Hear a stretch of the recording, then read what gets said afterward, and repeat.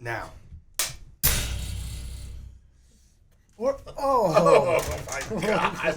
Well, I should start with this. I don't know if I want to do this because I dropped it in the hallway. Shoot all over I me. dropped it in the...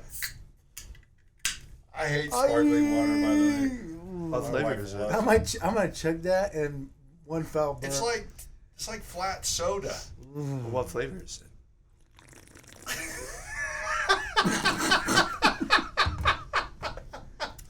I almost lost it. I almost lost it. Seriously, like, you can hear every... They're not sponsoring us, just to let you know. All right. Okay. Yeah. So I'm here with Coach Gabel and Coach Miller, head wrestling coach, head football coach, the usual. So we kind of talked about last podcast, you leaving, the whole process of that, but it's a month away from the end of the school year. Does, like, leaving kind of come more into reality now that you're going to be gone and moving in, like, a month? Oh, yeah. Well, moving all my stuff out of my house is a reality. No, I just, a lot of memories, a lot of good memories that Pine Creek has been in my life. You know, 3 kids that came through here. You know, professionally, the best years of my career so far have been here, and there's a lot that you know, there's some sadness, but then there's also joy that I had the opportunity to experience that, and then also nervousness and excitement on the other end, right, of a new job and a new beginning, and you know, that's exciting too. So I think you're never too old to keep learning and keep striving and setting goals and doing all the things and not getting satisfied with where you're at. And I think that's just a part of my career or professionally where I'm at personally, you know, and but excited, very humble, very glad that I had the experience to be here, and I, you know, I hope we left as a staff our program in a little better shape than when we got it, and look forward to hopefully, you know, success on, you know, Pine Creek just keeping going where we left off. And I do know this, life goes on and the next guy up, and there's probably not going to be a lot of tears shed, and that's the way it should be. You know, it's a new beginning here, and a new start, and it should be refreshing too. So that's all good. Have you already started moving? Like, have you already started packing up? Yeah, we started packing up a while ago. So that's a whole process in itself. And I mean, our military families know that. So I mean, we got kids that have been 5, 6 schools, so they understand. It's just a process, and then you don't realize how much junk you have until you get into the junk. So we Jill and I got rid of a lot of stuff, and that was good. And we're empty nesters anyways, and our house is too big. So even if there was different circumstances and we stayed, we would be downsizing. So that move would be imminent. I mean, within the next year or two. So do you have a planned date or a month that you're leaving? Whenever our school is over, you know, I got to fulfill the contract here, and then, you know, be at Lee Summit High School and getting going there as quick as possible, and kind of setting the groundwork there already. So, you know, when we get there, our feet are, you know, hitting the ground and running. And then, so Coach Gabel, you're part of the hiring committee for the new coach, right? So, like, the process of that, finding a new coach, a new staff, kind of, how was that? Like, do you think the new coach fits the role and he can live up? Oh, yeah. I mean, I've probably been on 20 to 30 interview committees in my 23 years here, 22 years at Pine Creek. So, you know, it was interesting because I'm sitting in there looking at the candidates, and they were all awesome, great people. Any one of them would do a fabulous job, but did I just use the word fabulous? Okay, anyways, anybody would do good. But I'm looking from 3 different angles, right? I'm looking, is this person, do they have a degree in PE? Would they fit the department? I also look at, I'm pretty biased. I've been with Todd for 22 years, so I have, there's expectations as far as personality and heart and character, and is it win at all costs? Because I'm not that, and I don't think great coaches should not be about that. They should be about a combination of taking care of the little things. The big things are winning. They'll take care of themselves, which Todd has done a great job of. I think that's why they win. So I'm looking from that perspective as far as, and then another one is, as a head wrestling coach, I push my guys to play football. Like it's very compatible. Football makes wrestlers better. Wrestling makes football players better. And finding a relationship with a head football coach that's a positive push both ways, I think it's sort of hard to find, to be honest with you. I wish it wasn't, but it is. And so that's been a good part of our relationship with Todd. So that was a big thing for me as a wrestling coach too. I have a football coach that's, can I hire somebody that comes in, has the same motivation and respect for wrestling and maybe for other sports in the school that they do for their own sport. So I'm looking at that perspective. And then also, my son's 11 almost.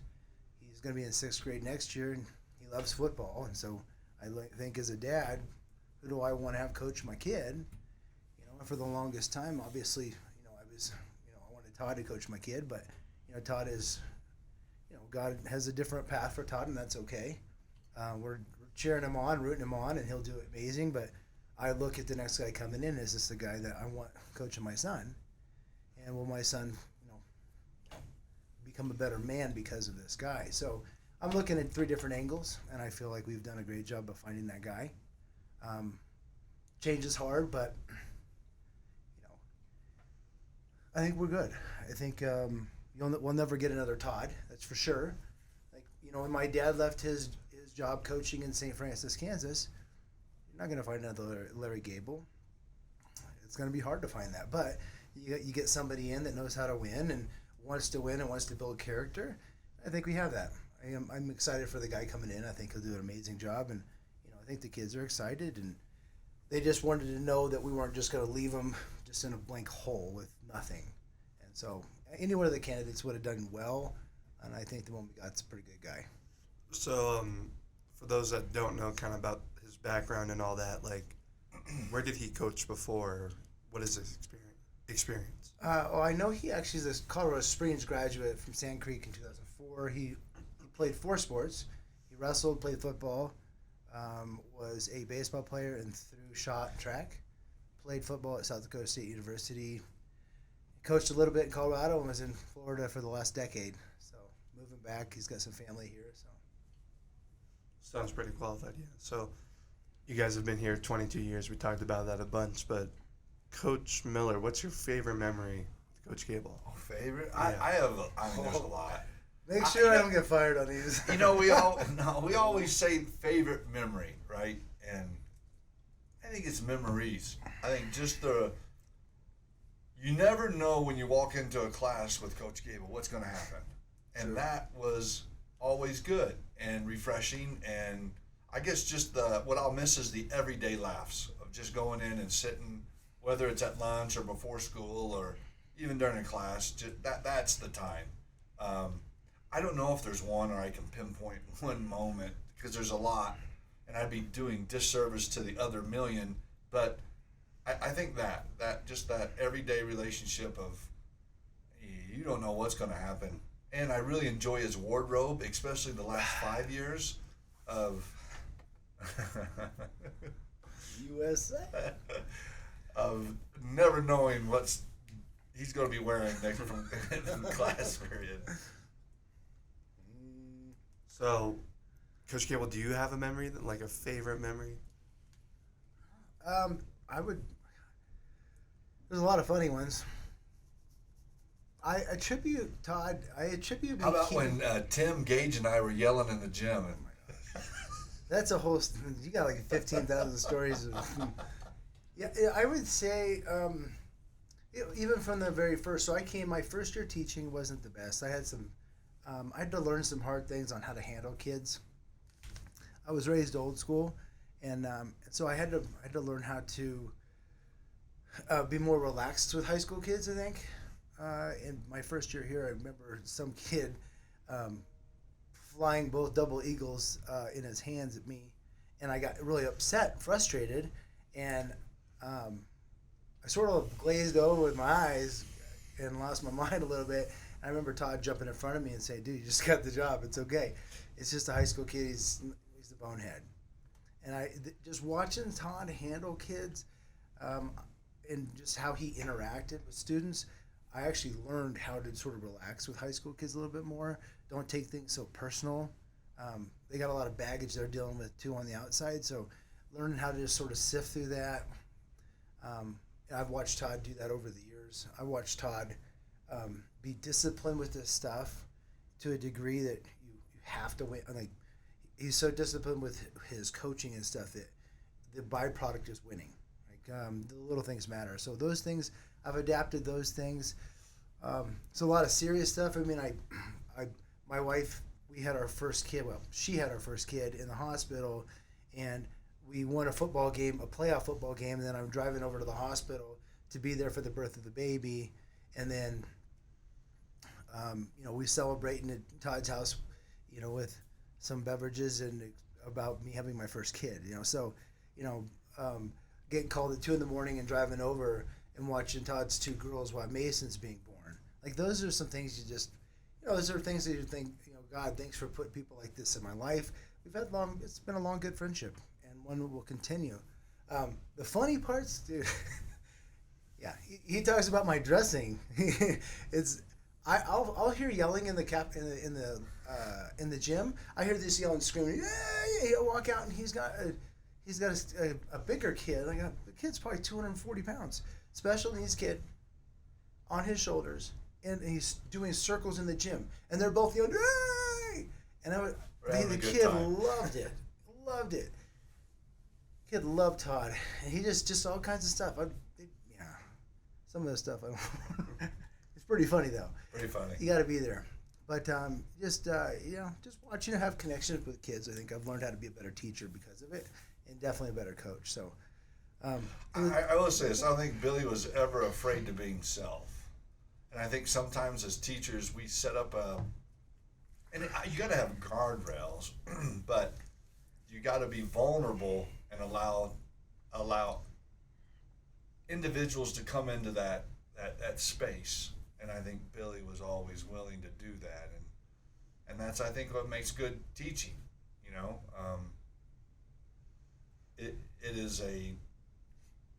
is a great profession, and I think sometimes we get too much credit for either way, right? Winning, losing, whatever. You get too much credit. It's you're a facilitator, and you try to get people in the right direction, and that's it. And you do everything you can to do that. And I think that's what you try to do. I would agree. Great coaches probably love too much. Great coaches have the ability to open up and have 100 different relationships that are caring, nurturing, loving, sometimes intense, but they're able to open up their heart and connect, and be willing to connect with all these different people to try to make a personal impact on individuals, if that makes sense. So it's a dangerous personal profession, because you have to have the ability to open up your heart, because when you open up your heart, you get hurt. You open up your heart, you get major blessings and major rewards, but also major hurt and pain, because when you open up your heart, your wife can hurt you 10 times more than anybody else, because she knows the depths of your soul. You have exposed your heart to her. And so when you, sometimes as people, we close everything off because we want to protect ourselves, but effective coaches can't do that. You have to be willing to love and to care and to pour into people's hearts and open your own heart. And that's why that's why the impact is so powerful. And that's why the hurt's so potentially bad, is because of that. So if you look at, I would say, and that's what, it's so hard about coaching because it's transactional, right? Because everybody sees wins, losses, conference titles. They don't see the behind the scene, the relationships, and that's why transforming someone or getting to that place where it's unconditional, right? You're gonna be there and you're gonna coach regardless. And I think that's the part that I was fortunate to have coaches that were that way. They were going to be there and they were going to coach regardless. And that's, I think, the coach Billy is, and that's the coach that I try to be. And it's not, I don't always do it, because you gravitate towards people in your life where you see benefit. And that's human nature. And being able to find a balance there and seeing what's best for the group as opposed to the individual, it's tough choices that we have to make that you can't, there's no other way to describe it unless that person walks in those shoes. So that's where the job gets lonely at times, but very gratifying. So talking about walking in your shoes, during season, coaches work 24/7, right? I know Sunday's technically an off day, but you guys have to There's no play. off days. Yeah. So coaching is 24/7 every Sunday. It you're is. working. I just want to go back and just piggyback what Todd was talking, because we were walking in talking about this very thing. Because I don't think a lot of people talk about it, but we're being real, right? There are, in my opinion, there are three types of people. Okay, there's when you're in a position like ours and others, and we're talking sports, but I mean, I look at Kate Margrove, the phenomenal job at band, phenomenal job. She's taken that thing and she's done an amazing job. I can think of other teachers in the building or coaches, but we're talking about here in particular. So, you got three types of people around coaches that are successful. You define success however you want to define it, but wins and wins, okay. You have the first type of people that just don't care. Like, yeah, whatever, it's not that big a deal. It doesn't matter to them either way. They're still going to be happy for you and they're going to be friends, but there's no emotional connection to it.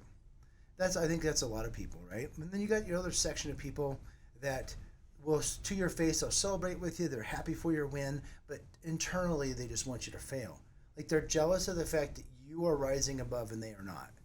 And it bothers them to the point where they will celebrate with you to their face, but then they'll stab you in the back behind the scenes and they'll wish you bad. But then there's this small, tiny, select group of people. And I say small, select because normally it's the people that are in the same boat, right? That when you win, you're generally happy for the other person. Like, you understand the depths of the time they've invested, the sacrifices they've made, the things that they have not been able to go to with their family because they're pouring into making this successful. And those people are very, very small. There's a lot of people that say they're there, but I have people say to me, why are you really good friends with Sam Federico? Now, Sam's the head wrestling coach at Pomona. There was the defining moment in my interaction with Sam where he had won the state title in 2011 with Pomona. In 2012, we had a pretty good team, and they were predicted to beat us by 45 points. And we were staying in adjacent hotel rooms. He had his family, I had my family. I didn't know him very well, just know of him. And when we locked it Friday night, before we even started the tournament Saturday, Sam came over, sat down with my family, shook my hand, and he goes, man, I'm really proud of you. I know the work you put in. Congratulations on your state title. And this is the guy we literally just took the state title from him. We just outperformed him. And at that moment, and we suffered some hard losses to this dude and his kids. So it was personal, but in that moment, I'm like, okay, this guy gets it. So people are like, man, aren't you upset that Pomona won it again? I'm like, no. I mean, I want to beat him. Like, I strive to do that. But I genuinely am happy for the guy because I know the work. I mean, he's flying all over the world, taking his wrestlers to places, sacrificing his own. His kids don't wrestle. They're in high school. They don't wrestle. But he pours into those kids. So, and I see that like with Todd. I see that with other people that are successful. And I think wise people get that. I'm not saying I'm always wise. I'm just saying I understand that.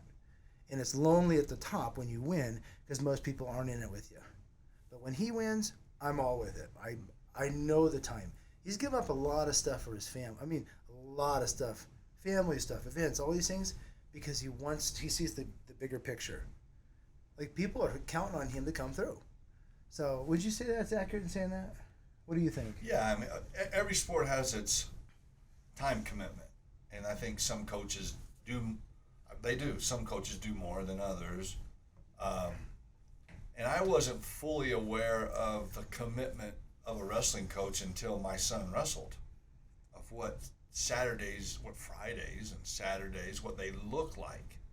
And it's an all-day event, and the stamina it takes to get the energy, and then having to deal with all your different wrestlers at all different weights, all different body types, all different personalities, and how those individuals deal with wins and losses, and how the psychology of a wrestling coach dealing with those guys. I mean, I can't imagine the energy it takes to, when a guy loses and you got to try to get them ready to wrestle the back door and try to get you some points in a tournament, to the guy that has to go to the semifinals. He just won in the quarters, and he's wrestling a kid that he knows he can't beat, but you got to get him ready to try to beat him. And I think, like, they all have their commitments in different things. Like, our preparation in football is second to none. Just the things that we have to do. Our investment is a front end, right? So we're front loaded with film, practice plans, scouting. We're front loaded. Where I think wrestling is back loaded. So their work comes. I'm not saying that they don't work in practice. They do with drills, but that energy, that expenditure comes on those Saturdays, those long Saturdays, when you're dealing with each one of your individual wrestlers that are wrestling their heart out for you and for them and for their family, and dealing with the success and disappointment that comes with every Saturday from November to early March. So that's kind of different with football, you're saying? Way different. We're, game nights are stressful and they're eventful, but our coaching happens Monday through Thursday, you know what I mean? And we make adjustments, and there's things that you do, but your preparation has prepared you for the event, and the changes are subtle. If you're changing major things, it's usually, you're trying to find some magic somewhere, and that happens, and you got to be willing to do that, but it's just a different way, and I think, whereas, baseball is managing. You're managing the game. Basketball is probably similar to football in the sense of film and preparation, but you play multiple games in a week. Football, you just got one. And I think that's the difference. So, you still have multiple personalities and different egos that you have on a team. So how do you... Or just in him.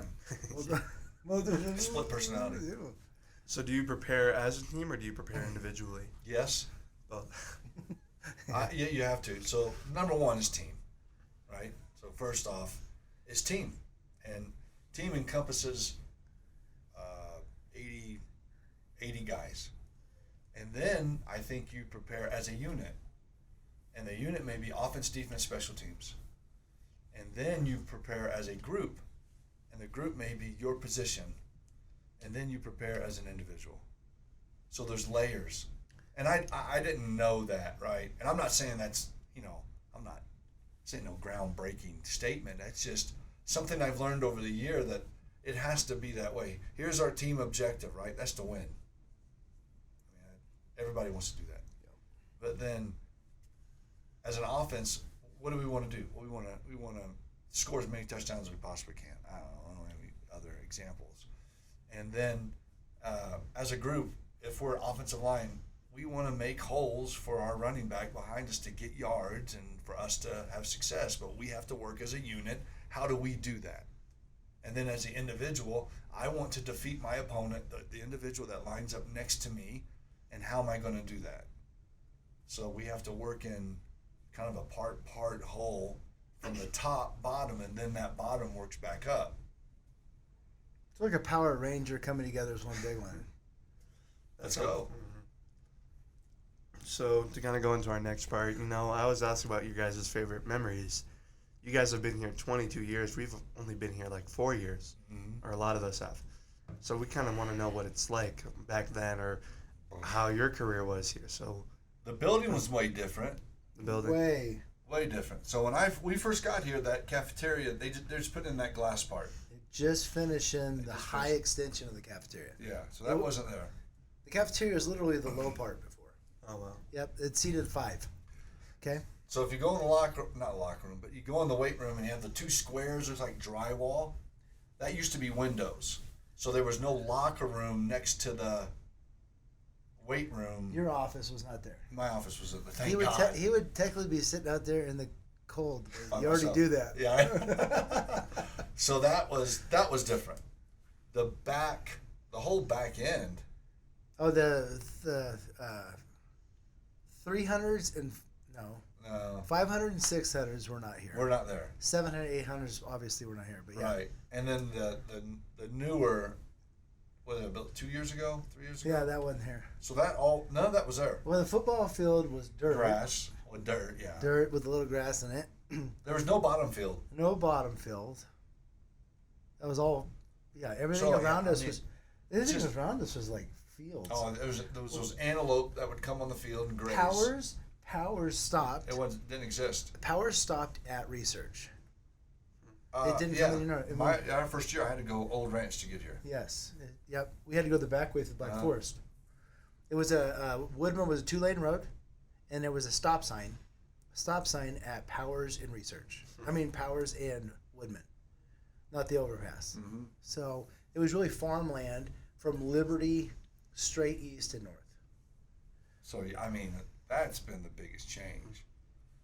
So go ahead. So talking about change, we're now like a 5A school. We have a lot of kids. Have you noticed it harder getting a really good team? We're a 5A school in every sport. Football really should be 4A. Well, yes, the numbers we're 18. We're right over that. We're just barely over. 1880 is the cutoff. It's Yeah. 1886, but next year we're going to be in 1700s. You think so? I know so. Yeah. That's my guess. yeah. I bet you we hit 7. I bet you we're low 17s. Yeah, I mean, but when we first got here, 1,000 kids, 1200. 1,200. Remember, because Steve Moran knew every name. Yeah, he did. Principal opened the school, hired us both, knew every name of every student. It was the craziest. I've never seen anything like it. He was good. I barely know your name, and I've known you for 4 years. Yes, that's true. It's either Neville or Neville. It's been, Colorado Springs has grown and Pine Creek has grown along with the Springs as it has. I mean, when I first got out here, or Billy and I first got, Rampart was the power. Mm-hmm. Air Academy was very, very good in football. And wrestling. I'm just talking about football. Too. Yep, wrestling too. Rampart was very good. They were coming off a state title, no? Rampart was. Liberty was good. So we were kind of the up and coming, weren't real good, and but Coach Roof had a real good year. My second year, I think we went 9-2. Well, that's when we had Patterson. Yeah. They run the double wing. Yep. And they had a real good season. Got beat by Pueblo South in the playoffs. Quarters. Yeah, in the quarters. Yeah, that's right. We beat Brighton first round. Because it was snow. I remember that game. It snowed. There was like ice snow on the field, like a crusted ice on top. So just a lot of change. I mean, we were in 4A for 17 years of my head coaching. No, not 7. Yeah, 17 years. So, the 5A is definitely different. And at football and wrestling, I think it's that top 10, man. It's hard. It's pretty good. They're good teams, well coached, and everything that you would think about a high school that is trying to be excellent. Those top 10 schools are all in that. So being 5A, you have more kids, you have to make more cuts, harder decisions. We don't make cuts, and our numbers have gone down. So, and I think that's just football nationwide, where I think wrestling's gone up. Yeah. We've gone down, not significant, 5-10%, but when my first year, we had 110 sophomore through senior, and now we run at about 75 to 80. So that's significant. That's 20%. Well, wrestling's gone up because of girls. So USA Wrestling just they released that this year there's 200,000 more girls wrestling than there was last year. Wow. Just because girls wrestling is going through the roof. So that's been good. It's a good sport. So that shift to 5A, was wrestling 4A too? Or We've been 5A almost Forever, every man. year, but we push up to 5A. There was only 2 years where there was an issue happen that we missed it, and we were 4A for 2 years. But ever since, we've been 5A most times. So the competition at 5A is the highest competition there is, would you say? Yeah, I'd say those top 4A schools are there too, but Yeah. overall, the depth. The difference is the depth. Is at football is when we have an injury, we got to put in a real young kid. Where I think the bigger schools, they're putting in another junior or another senior or a junior. Yeah. Very very rarely do they have to tap into a sophomore. So that's a difference. And at 4A, everybody's going to sophomores. So very rarely will you see Cherry Creek play a sophomore. They do. The quarterback was a sophomore this year. They had a D lineman that was a sophomore. So they do, but you don't see that. Valor Christian very rarely. This year, they were crazy young. So I want to say they had a half a dozen sophomores that played significant minutes for them. And they're going to be pretty good next year. But that's the difference. It's the depth and the layers that they have. And with that being said, though, our JVs went undefeated last year, and our JVs, because you say the depth should, matriculate down or up or wherever you want to go, but, how are your lower levels? And, our lower levels have had really good success at the 5A level. We kind of ran through everybody in 4A at the lower level, and that really hadn't stopped. Now the games have gotten closer. I would say those first, the last 7 to 8 years, a lot of running clock. We haven't had a running clock, and since we've been in 5A against a 5A team. It takes you mid-third quarter to wear teams down. And whereas before, you'd be up by 30 or 40 halfway through the second quarter. And it takes a toll on your team. Well, they're playing more quarters. Right. Your studs are having to play more quarters and fight through more stuff. So, it's 4 quarters of football, but what do you mean more quarters? Well, if you're only playing a half, then say you only play a half of, because no kidding, there was 1 year, I don't think our team played a full game. So we 40-pointed everybody during the regular season, or close to it, to where we were subbing in significant. Oh, I see. So metaphorically, they didn't play. Not just playing in the quarters. Whereas this year, we had guys that they didn't come off the field for 12 games. Yeah. And that just wears on you. Wears on your body. I think, yeah. But if you had a real stud running back and you guys were we could rest him up in the second quarter, you literally didn't play him in the second half. Right. That way he's getting less touches and less pounding on the ground with his feet, because you're going to go deep in the playoffs anyway. So, it's a long season. Mm-hmm. But I would say that's what the first thing I noticed just going to games over the last couple of years is just noticing, Todd's team, the football, the Eagles ground. They just ground at you and they beat at you, and they finally just sort of breaking people at the end, which they've been notorious to do. But normally it happens in the second quarter or first quarter. But with 5A, I would say just me noticing, and probably it'd take them to the end of the third quarter, and then teams would start to break. Yeah. which is still pretty cool to see. But those guys don't get the rest. Nope. And you probably have more people going both ways too. Where in the past, the depth, you didn't have that as much, No. right? Yeah. For sure. So to kind of close out our podcast here, last one of the episode, last episode before Coach Miller leaves.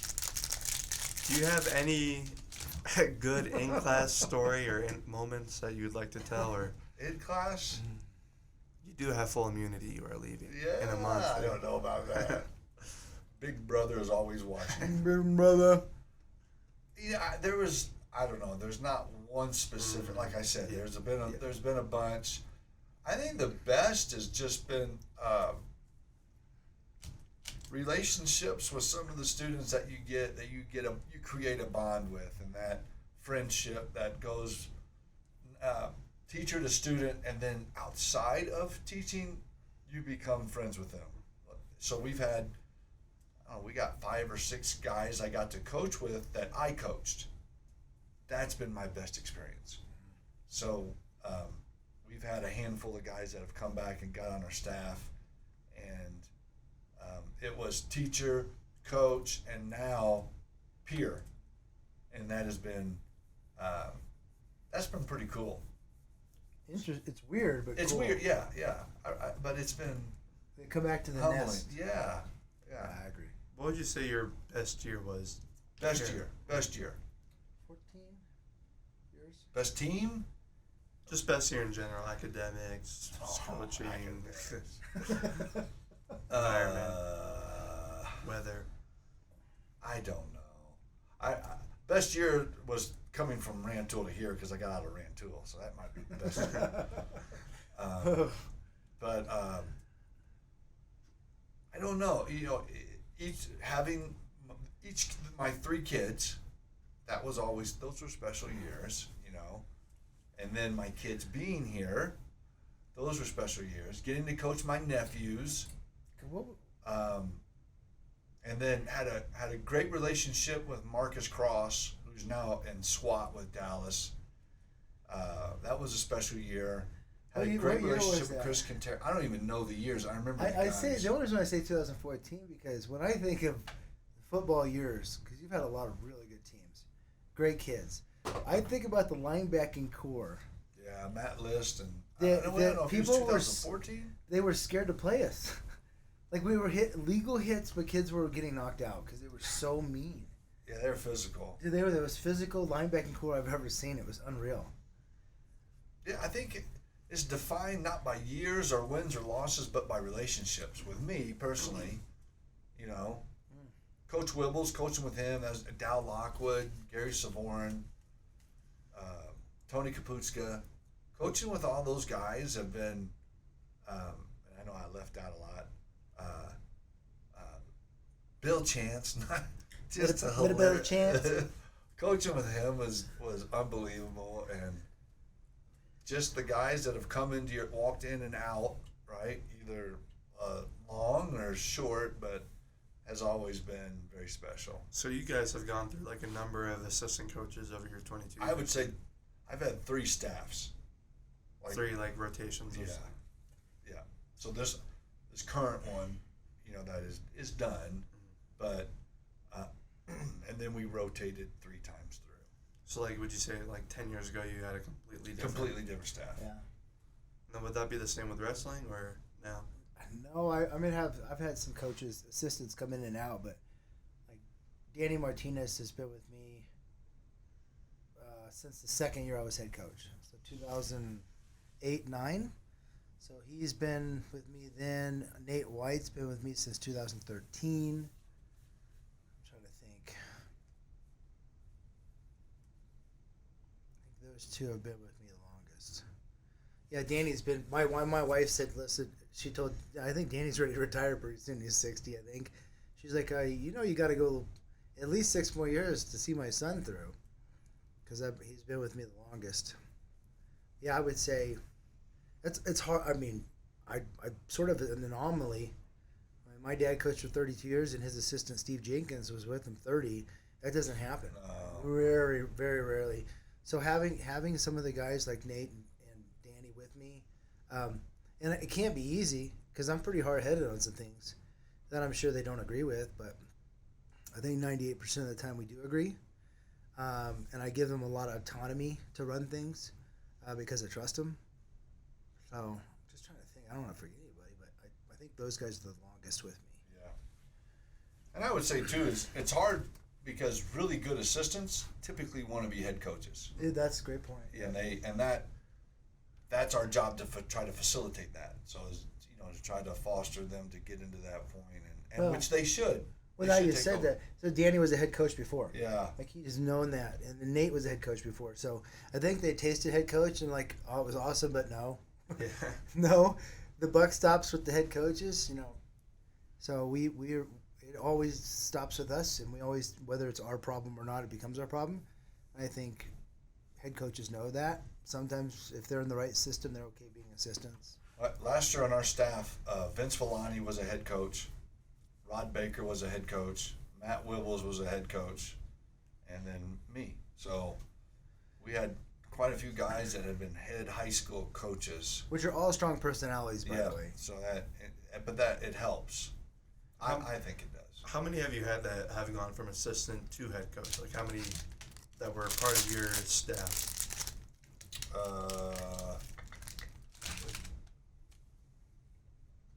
Most of them just quit. I think I run them out of the business. I'm trying to think. Have you ever had an assistant? Yeah, Coach Wibbles is taking over again at Vista.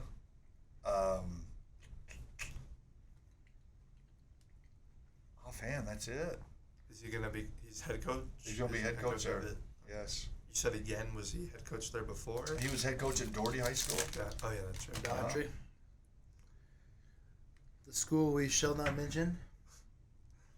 I think that's it. So one. Most of the guys went to retirement. Yeah. After me. So they went to head coach from head coach to assistant. To assistant and then to retiring. Look what you did to him. I know, right? What about you, Coach Gabel? Any of your assistant coaches become head coaches, or was it reversed?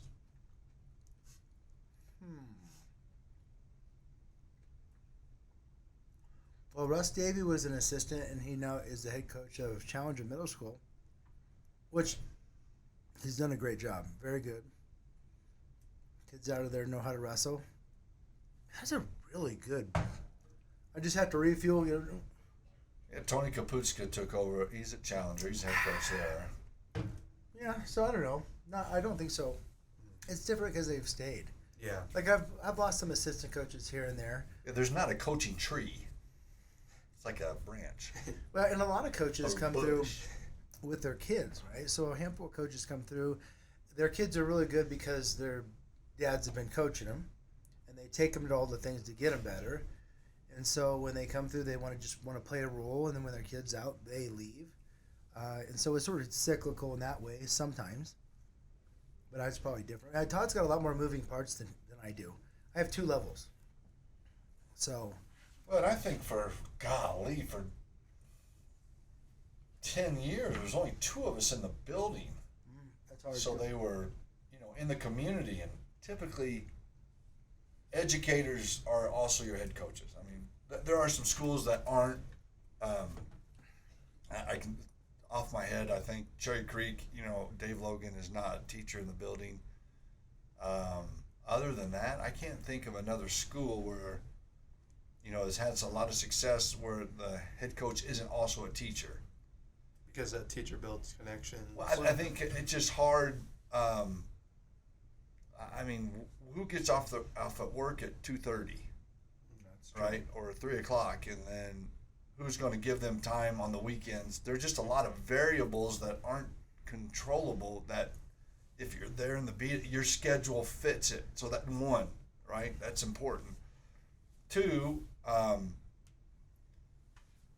everybody knows that high school coaching doesn't pay much, so it's hard to get into that profession. You mean you're not a millionaire from coaching this? Far from it. So, but I think there's there's a lot of things that go into it besides Well, but just knowing the game. on the positive side is you want head coaches in the building because they're Correct. the ones. Yeah, relationships. They're the ones are- in infant campus. Like, hey, why is your grade this? Right. I You mean, can't yeah. play. You need to pick it up in the classroom because you need a student athlete. They go together. But I'm sure. I mean, in some states, I know. Like in Texas, they don't have. You cannot be in the building coaching if you're not a teacher. Right. Like Any some sport. states are like that. Yeah. So you're saying it's better to be a teacher and a coach? Well, I don't just know. That's my personal feeling is yes. Well, Just be in the building. I don't think you have to be a teacher, right? So I mean, I don't security guard, Or whatever, or not have a regular job. or not have a regular job, but you gotta have a presence in the building. You have to. And the ability to be able to come in the building whenever. I think Yeah. that's my you know. I don't Or want you any better have a really scientific good. data to protect. Or you better have a really good head assistant that's in the building. That's in that the can be building. You gotta have somebody. I But- mean, you don't have to, but you gotta have somebody that's You need to. connected in the building. Like kind of to make those connections, not Yes, just in the and sport. but teachers, also- everything. So, just to know the culture, Culture, community, community, presence in the hallways. always. Any other? That's it. So, last podcast, to wrap it up, anything you guys want to finally say? You're awesome, I and love thank you, you. Neville. Guys, we know. Hey, this was a really good idea. Started Yeah. from scratch. You've done a great job. Very It's, good job. It's been nice to get in here. And I mean, we don't talk at all. Like, we're people with very few words. Not on this So this- podcast, you're not. Ah, No, it's been good to get in here and be honest and have some fun. And now you got to figure out who to pass it on to. yeah. Well, you're here for another year, so maybe you can run it. Another year? You fire me in I a mean, year? Oh, you're here for gosh. another year. Neville's and maybe behind more. the scenes. No, I mean, we can keep it going if you want. We just got to find another Neville Platform. 2.0. Neville 2.0. That's gonna be hard. Neville That's gonna be hard. 2.0. I'll start job interviews tomorrow. Part- So Dude. Where are you going next year? I'm going to Boulder. See you. Later. I'll see you later. Yeah, Ah, See you later, brother. what are you going to do? computer science. the There you usual. go. Nice, I like Yeah. it. So What are you doing with your priesthood? just traveling around. Nice. Don't forget the little guys when you make your millions. Yeah, don't forget the little guys. I'll come back. Don't worry. No.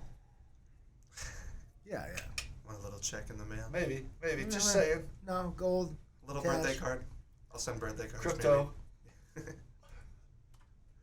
Are we good? I think we're good. You're awesome. Thank you. Alright. It's been good All right, talk. brother. Awesome. Want to hit Appreciate the it. clacker one more time?